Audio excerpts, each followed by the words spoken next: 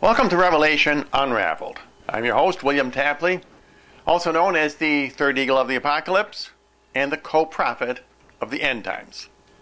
This is part 4 in my series on the amazing prophecies that the Blessed Mother gave at La Salette, France, to two shepherd children, Melanie Calvat and Maximum Giraud, way back in 1846. And the reason I am doing this series is because these prophecies are extremely important in these end times. They are apocalyptic prophecies. They are equally important with the book of Daniel, with the book of Revelation, and the book of Esther. They are for those of us living in these horrible end times, these 7 years of tribulation.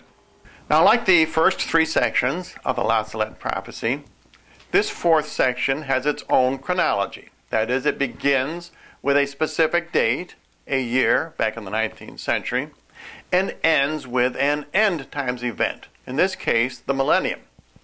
And Mary speaks a great deal about the Millennium, which is unusual for Marian prophecies. And I call this section World War III and the Millennium. And Mary begins, "In the year 1865, there will be desecration of holy places. In convents, the flowers of the church will decompose, and the devil will make himself like the king of all hearts. May those in charge of religious communities be on their guard against people they must receive. For the devil will resort to all his evil tricks to introduce sinners into religious orders for disorder, and the love of carnal pleasures will be widespread throughout the earth." So what Mary is prophesying here is that one of the strategies of Satan in these end times to undermine the Catholic Church is to introduce a subversive element from outside, people who are impure and immoral. And I believe we are seeing the success of that strategy in these end times with all of these horrible scandals. And now Mary continues with section 4 of the La Salette prophecies. France, Italy, Spain, and England will be at war. Now, we need to determine what war Mary is talking about here. There were many wars following 1865 in Europe, but really only one involved all 4 of these nations, and that was World War II. The reason this is important, we will see in a minute, because Mary says that a great war will follow this war, and that can only refer to World War III. And Mary continues, "Blood will flow in the streets. Frenchmen will fight Frenchmen, and Italian will fight Italian. A general war will follow," which I believe is World War III, "which will be appalling. For a time, God will cease to remember France and Italy because the gospel of Jesus Christ has been forgotten. The wicked will make use of all their evil ways. Men will kill each other, massacre each other, even in their own homes." Now, as you know, I believe World War III has already begun. And Mary prophesies that at the same time, God will begin pouring out his wrath upon the world. At the first stroke of his thundering sword, the mountains and all nature will tremble in terror, for the disorders and crimes of men have pierced the vault of the heavens. And I believe this refers to the seal, bowl, and trumpet judgments. Paris will burn, and Marseille will be engulfed. Now, of course, this has not yet occurred. And this engulfing of Marseille, I'm sure, would be a tsunami. Several great cities will be shaken and swallowed up in earthquakes. People will believe that all is lost. And Mary continues, "Nothing will be seen but murder. Nothing will be heard but the clash of arms and blasphemy." Now, following World War III, and this beginning of the seal and trumpet judgments, comes the Great Tribulation. The righteous will suffer greatly. Their prayers, their penance, and their tears will rise up to heaven, and all of God's people will beg for forgiveness and mercy and will plead for my help and intercession. Notice Mary says, my help and intercession. In other words, we will appeal to Mary to defeat the Antichrist. And this coincides perfectly with the great end times prophecy found in the book of Esther. Don't forget, the Jews in that book symbolize end times Christians. And they will appeal to Mordecai, who symbolizes the last pope, Pope Peter the Roman, who appeals to Queen Esther, and she symbolizes the Blessed Virgin Mary. And she appeals to King Ahasuerus, who symbolizes Jesus. And he in turn hangs Haman, who symbolizes the Antichrist, and his 10 sons, who symbolize the 10 kings of the Antichrist. And he does this with a 50-cubit length of rope.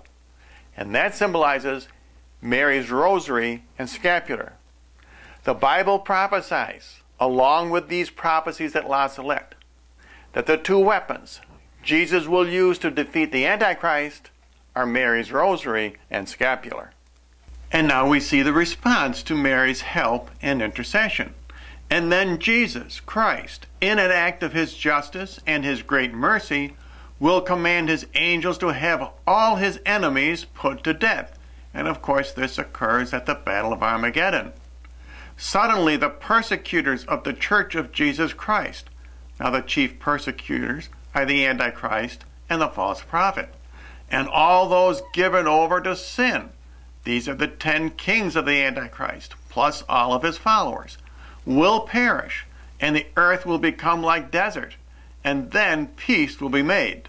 And of course this refers to the millennium.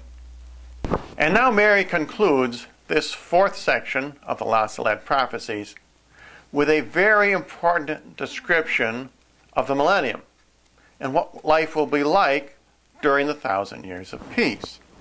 Man will be reconciled with God. Jesus Christ will be served, worshipped, and glorified. Charity will flourish everywhere. The new kings, now listen to this, this is important. The new kings will be the right arm of the church. In other words, this will be a reestablishment of the Holy Roman Empire. There will be no more separation between church and state. The new kings will be the right arm of the Holy Church, which will be strong, humble, pious, poor, zealous in the imitation of the virtues of Jesus Christ.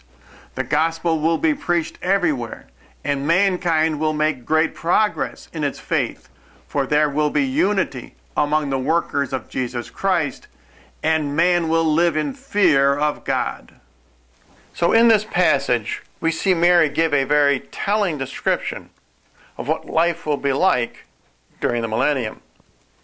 The kings of the earth, that is, the leaders of all the nations, will work with the church in proselytizing mankind. And as I have said on my previous program about the millennium, Jesus Christ does not reign in person. He reigns in men's hearts. People will still be able to sin. Remember the parable that Jesus gave in Matthew 25 about the talents. That refers to the millennium. When Jesus says the master goes away for a long time, that is the 1,000 years of peace. And people still will be able to sin, because when he returns, he judges those who have received the talents. And the one who only received 1 talent will be cast into the fire outside. And as I have explained on previous programs, there will be 4 groups who reign with Jesus during the millennium. Those are the raptured Protestants, the protected Catholics, the holy martyrs, and the converted Jews.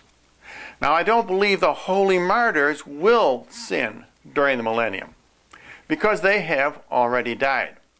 Remember the 4 who are in the fiery furnace, Shadrach, Meshach, and Abednego, and the Holy One, who is probably Jesus.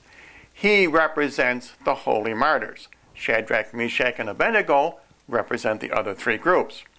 And I believe the holy martyrs will be like Jesus during the millennium. They will have glorified bodies. For example, they will be able to go through walls and so on. But they will also be like Jesus as he was after the resurrection. They will be able to take food, for example.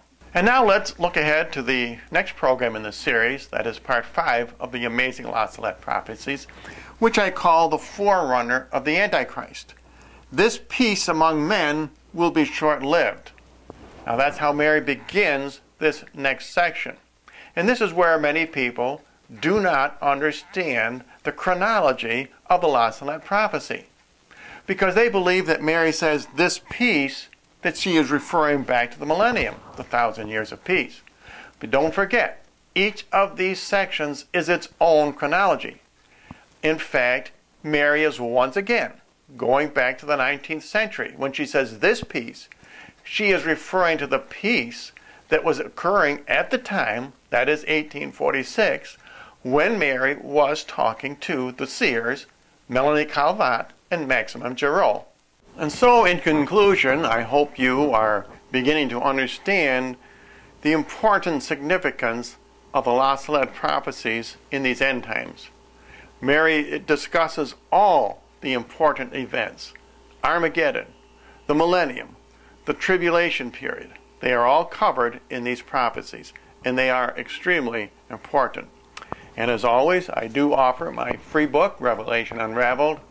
I have 7 or 8 boxes left, and I think there are about 50 in a box, so when they are gone, they are gone. And if you want a copy, please write to the address you see on your screen, or simply send me a message to my YouTube account.